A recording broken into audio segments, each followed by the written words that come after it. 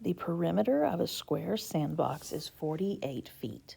What is the area of the sandbox in square feet? So they told us that the perimeter is 48. Well, since we know this is a square, then we know all the sides are the same. Perimeter is adding up all the sides. And so 48 is equal to whatever the length of the side is, plus whatever the length of the side is, plus length of side, length of side. Since it's a square, we know those four numbers are the same.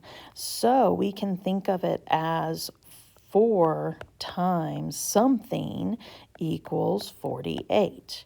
So 4 times 12 equals 48. So now we know the length of the side is 12. But remember, they asked us for the area. And area is length times width. We just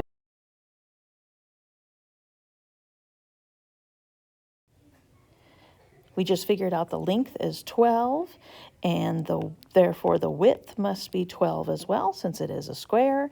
And so 12 times 12 gives us an area of 144.